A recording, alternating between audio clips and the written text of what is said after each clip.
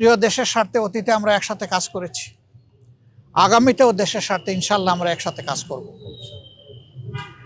তারেক রহমান সাহেব সহ বিএনপির নেতৃবৃন্দ একই আকাঙ্ক্ষা ব্যক্ত করেছেন, আমরাও একই আকাঙ্ক্ষা ব্যক্ত করেছি।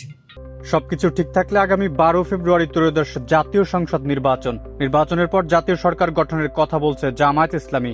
অন্যদিকে বিএনপি বলছে জাতীয় ঐক্যমত্যের সরকার গঠনের কথা।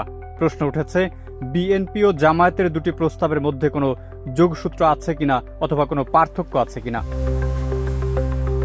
সম্প্রতি বিএনপির ভারপ্রাপ্ত চেয়ারম্যান তারেক রহমানের সঙ্গে এক বৈঠকের পর জামায়াতের আমির শফিকুর রহমানের এক বক্তব্য ঘিরে জাতীয় সরকার গঠনের প্রশ্ন নতুন করে আলোচনা এসেছে।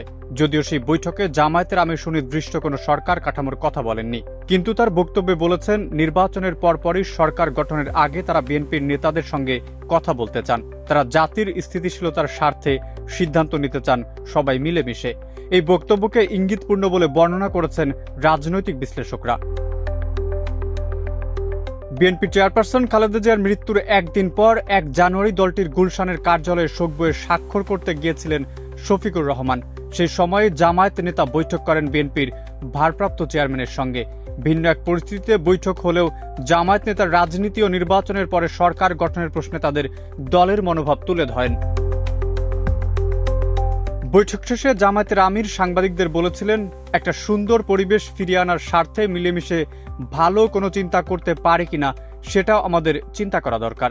জাতির স্থিতিশীলতার স্বার্থে, একটা সুন্দর পরিবেশ ফিরিয়ে আনার স্বার্থে আমরা সবাই মিলেমিশে ভালো কোনো চিন্তা করতে পারি কিনা সেটাও আমাদের চিন্তা করা দরকার।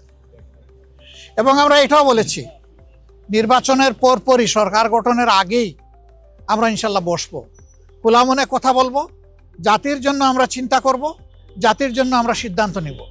জামায়াত নেতা তার এই বক্তব্যে নির্বাচন পরবর্তী সরকার কাঠামো নিয়ে সুনির্দিষ্ট কোনো প্রস্তাব দেননি, কিন্তু নির্বাচনের পরে সরকার গঠনের আগে বিএনপির সঙ্গে বসতে চাওয়ার বিষয়টি নানা আলোচনা জন্ম দিয়েছে।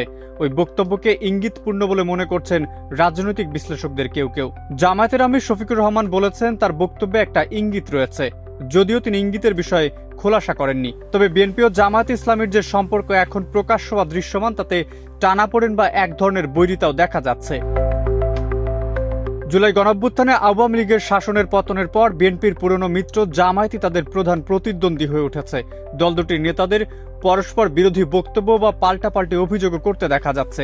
জাতীয় নির্বাচন সামনে রেখে দল দুটি নেতৃত্ব দিচ্ছে দুই শিবিরের।